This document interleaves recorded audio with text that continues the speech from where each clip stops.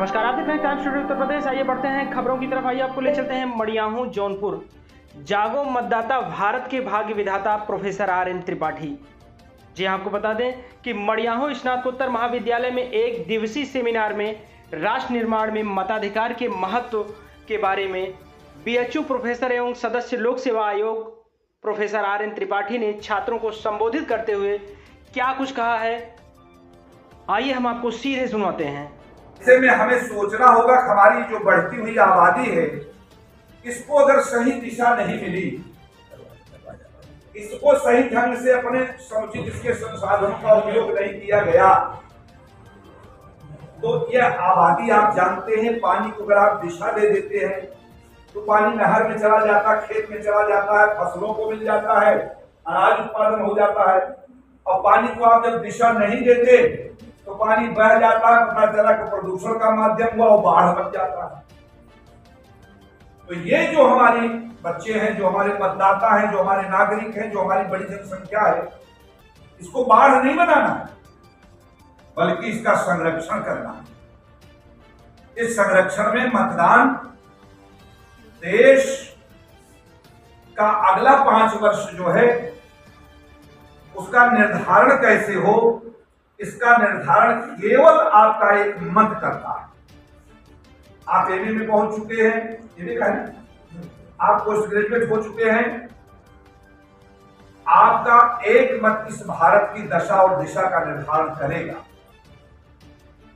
हम दुनिया की 5वीं सबसे बड़ी अर्थव्यवस्था बनने जा रहे हैं। दुनिया में सबसे ज्यादा आबादी हमारी है।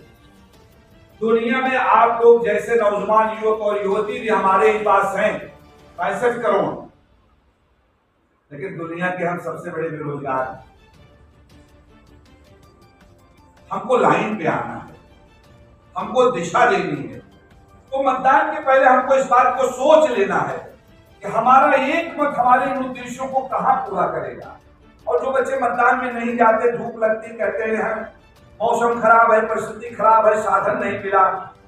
देखो, मतदान अधिकार और कर्तव्य अगर देखा जाए तो हमारे यहाँ दोनों दो अलग बटे हुए, लेकिन एकमात्र मतदान एक ऐसा शब्द है, मतदान एक ऐसा कार्य है जो आपका अधिकार भी है और आपका कर्तव्य भी है। तो अधिकार और कर्तव्य अगर दोनों हो तो उसको तो निभाना है ना, मतदान केंद्र पे जाना है ना, मतदान करना है ना, राष्ट्र को मजबूत बनाना है ना।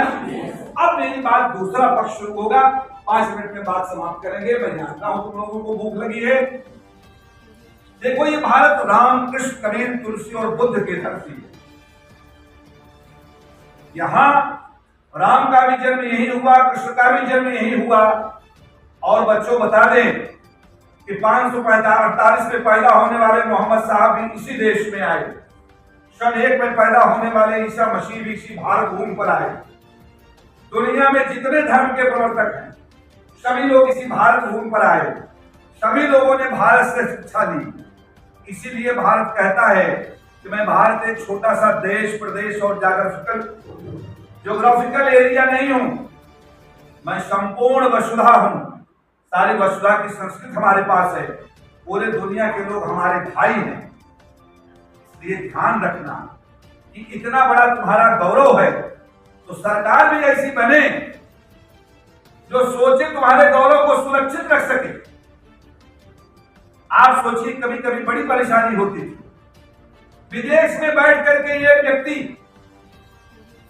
3 बार तलाक तलाक तलाक कहता था, और तलाक थे मतलब महिलाओं के ऊपर वो लग जाता था चाटा, क्योंकि उसका संबंध विच्छेद हो जाता था।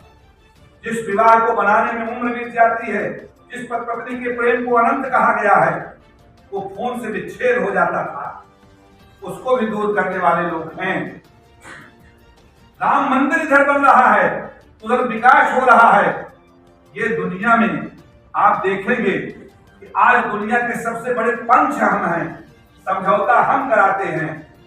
एक जमाना था कि हमारा प्रधानमंत्री जाता था तो कपड़े तक निकलवा करके जांच होती थी। एक जमाना है आज भारत का प्रतिनिधि जाता है तो अगवानी करने के लिए लोग आते हैं। इस गौरव को किसी ने नहीं बनाया, मैं नहीं कहता हूं इस पार्टी ने बनाया, इस गौरव को आपने बनाया क्योंकि आपका एक मत था और आपके एक मत के कारण सरकार बनी, सरकार ने बहुमत प्राप्त किया और बहुमत प्राप्त करके सरकार ने इतना बड़ा काम किया। मैं किसी सरकार का समर्थन नहीं कर रहा, मैं आपके उस चित्त की वृत्ति को सोचना चाहता हूं। क्या आप चाहते हैं कि भारत माता का गौरव बना रहे? क्या आप चाहते हैं कि भारत में संस्कार बना रहे? क्या आप चाहते हैं भारत में मठ मंदिर मस्जिद बनी रहे? क्या आप चाहते हैं भारत में प्रेम का सद्भाव बना रहे? अगर इन सबको चाहते हैं तो जो ये बनाने वाले हैं आप उनको बनाइए। विचार आपको करना है, मतदान आपका प्राथमिक अधिकार है, इसे जरूर प्रयोग करिएगा। मुझे आशा नहीं पूर्ण विश्वास है कि आज आप इतनी देर रुके हैं तो आप और लोगों को इस देश के बारे में बताएंगे। भारत माता का गौरव बना रहे, तेरा वैभव अमर रहे मां।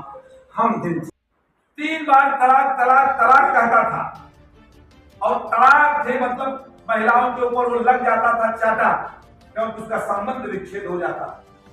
जिस विवाह को बनाने में उम्र बीत जाती है, जिस पर पत्नी के प्रेम को अनंत कहा गया है, वो खून से विच्छेद हो जाता था। उसको भी दूर करने वाले लोग हैं। राम मंदिर इधर बन रहा है, उधर विकास हो रहा है। ये दुनिया में आप देखेंगे कि आज दुनिया के सबसे बड़े पंच हम हैं, समझौता हम कराते हैं।